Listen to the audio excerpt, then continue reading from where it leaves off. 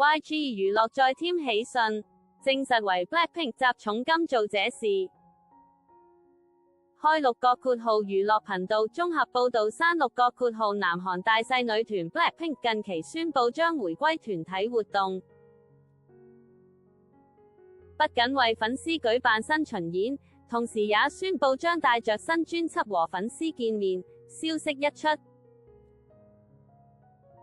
立刻引發歌迷熱烈討論，紛紛嗨喊，音源女王們即將回歸團粉要哭了。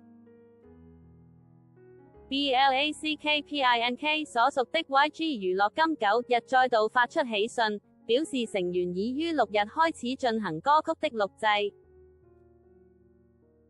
並且公司將集重金投入到 MV 拍攝及新巡演當中，也因此邀約到海外知名導演來指導 MV。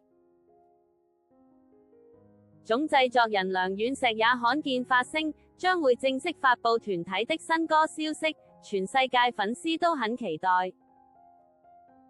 時隔2年多，還請大家多多關心，看來公司十分重視這次的團體表現。相關新聞 ，BLACKPINK 再度唱進高雄世運，9種票價曝光。此外，BLACKPINK 的最新巡迴演唱會將於7月5日在韓國高陽體育場開唱，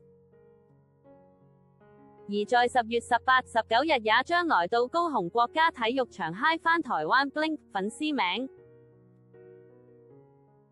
是首個2度登上高雄世運的南韓女團，讓不少粉絲感到相當驕傲。